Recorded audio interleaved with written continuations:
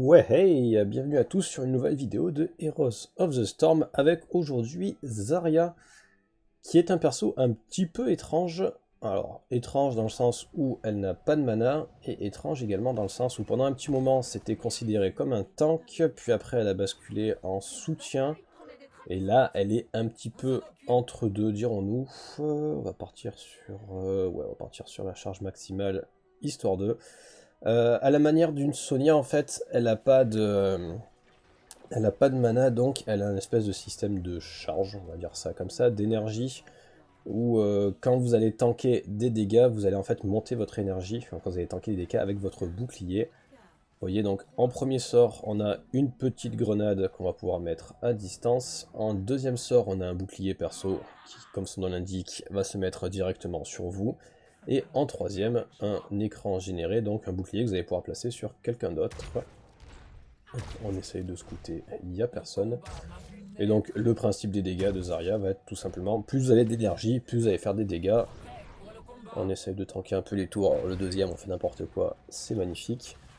Et donc le principe de la quête, quand vous récupérez des globes, vous allez récupérer de l'énergie, et il faut tout simplement rester à plus de 50 d'énergie pendant un certain laps de temps. Je crois que c'est 120 ou 200 secondes, je sais plus exactement. Et ce tout simplement pour augmenter en fait votre énergie maximum. Vous voyez là on est à 100, et on va pouvoir monter, donc évidemment monter le nombre de dégâts qu'on va faire. On est, je ne l'ai pas précisé, en partie rapide, c'est pour ça que vous avez des compos un petit peu étranges, typiquement Abatour, Eldemort, Zeratul. Et pour chez nous, la compo est pas mauvaise. Artanis qui solo, c'est plutôt pas mal. Après, c'est vrai qu'on va avoir une limite contre un Zeratul Abatour, ça on n'a pas spécialement envie, mais bon, ça peut se faire. Et Zarya qui permet en fait tout simplement de soutenir un corps à corps quelconque. Vous voyez en l'occurrence Kira, qui va avoir non seulement un Kharazim pour se soigner, mais en plus donc le bouclier de Zarya, qui va pouvoir tanker bien plus facilement. Bon, je pensais que Zeratul est là. Vous voyez, on fait tenir donc on fait tenir Kharazim pour qu'il puisse taper un peu plus longtemps. Voilà, par contre là on n'a plus rien pour Kira. Ça se fait. Bon. Là on prend beaucoup de dégâts inutilement. Les tours qui font toujours aussi mal, hein. La mise à jour commence à dater d'il y a un petit moment, mais c'est compliqué de se dire on attaque et on vise pas les héros adverses. Mais bon, ça sera probablement changé tôt ou tard, j'imagine. Vous voyez aussi la petite animation, là, le canon qui est, qui est un petit peu plus ouvert quand vous avez une Argimax. Voilà, Liming qui s'en sort pas, bon, on prend Zeratul, on prend un 100% de Zerg, c'est nickel.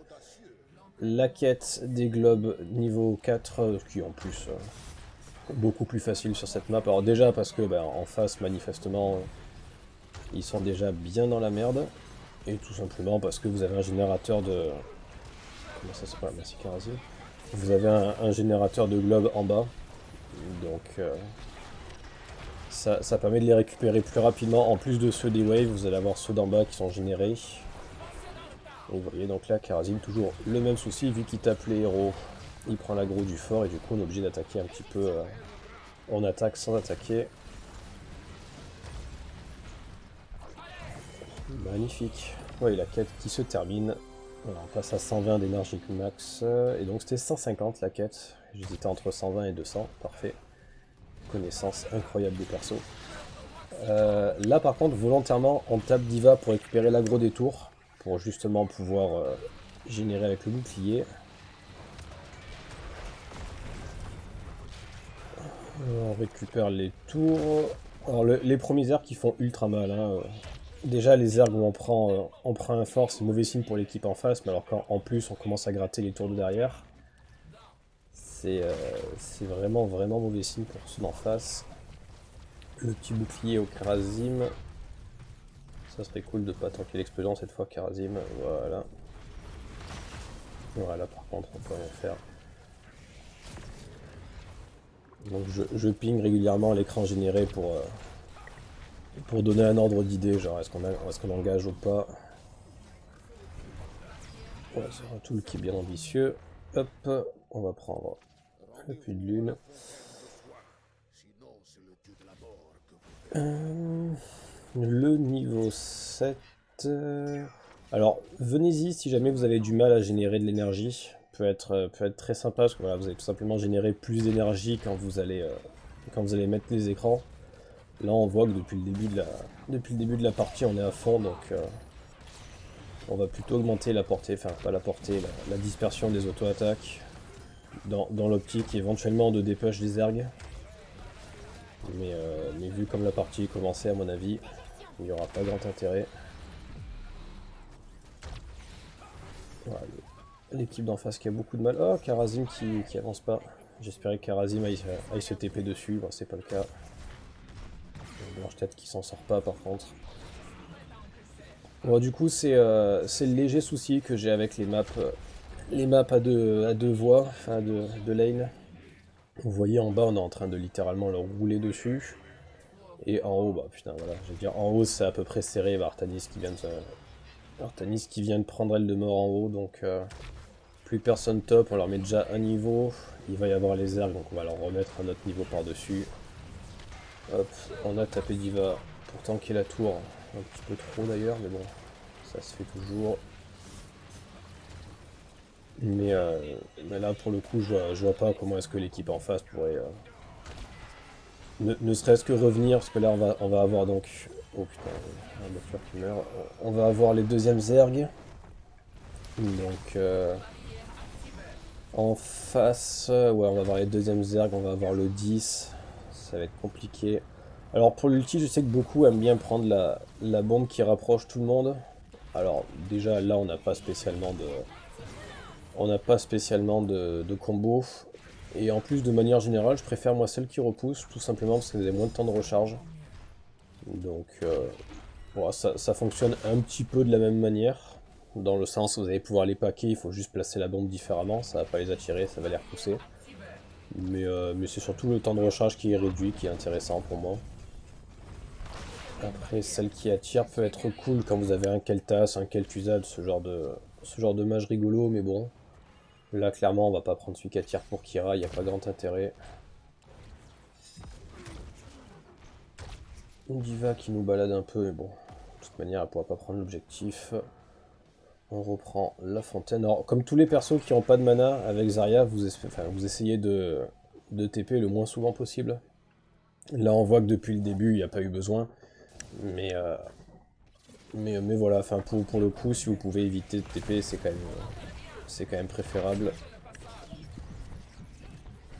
Hop, là, le truc qui repousse. J'espérais que Karazim aille en bas et qu'on le protège avec ça, ça n'a pas été le cas, mais bon. Apparemment, quand même pas besoin. Impeccable, c'est Rakul qui tombe. Ouais, là c'est Fil de mort qui a pas l'air chaud pour partir. Qui en plus a pas pris les plaques, donc a même pas le bouclier. Donc il explose. La quête des globes qui avance doucement. Là le boss est cool, j'aurais bien aimé que quelqu'un décale en bas pour prendre l'objectif plus rapidement, mais c'est pas grave. Pareil alors, on va pas parler de tricks parce que c'est un peu plus simple. Alors juste voilà, le l'ulti qu'on place pour le boss, pour pas qu'il y ait de contest par diva ou quoi, pas de blague. Et donc je vous disais le petit tips en fait, tout simplement, les boss, donc c'est celui qui est le plus proche qui a l'aggro. Donc avec Zarya, quand vous voulez que ce soit vous qui tankiez et pas quelqu'un d'autre, il suffit en fait de se coller vraiment dans le boss et vous mettez votre bouclier, comme ça vous tankez directement. Et après, quand vous voulez que ça soit l'autre, vous avez qu'à reculer et mettre le bouclier sur l'autre, tout simplement. Mais voilà, il n'y a pas de système de premier qui attaque ou celui qui fait plus de dégâts ou quoi, c'est vraiment le plus proche. Donc il suffit juste d'avancer ou de reculer au besoin. Et là, c'est le petit moment qui est un petit peu galère avec Zarya, dans le sens où il n'y a plus vraiment de teamfight, donc c'est compliqué d'avoir de l'énergie. On va prendre l'armure, parce que de toute manière, avec de l'armure élevée, on l'a depuis tout à l'heure. Encore une fois, j'ai pas bien eu le temps de voir. Ah là par contre. Ouais, on essaie de mettre l'ulti pour protéger Kira. Ah, Kira qui va avoir du mal à s'enfuir là. Non, malheureusement. Bon, par contre, Zeratul, ça sera ambitieux, si tu veux. D'accord, c'était bien. Ouais, il faut faire gaffe vraiment à pas engager Zarya typiquement comme ça. Là en plus ça va, c'était pas le cas, on n'avait pas l'armure, mais vraiment énergie max, vous faites des gros dégâts.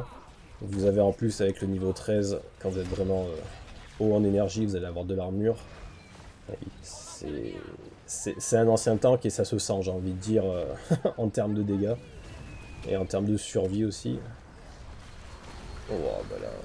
Bon, bah la partie qui va terminer manifestement maintenant. Donc on se fera très probablement une autre vidéo pour Zarya pour avoir le build complet. Là celui-là était vraiment très rapide.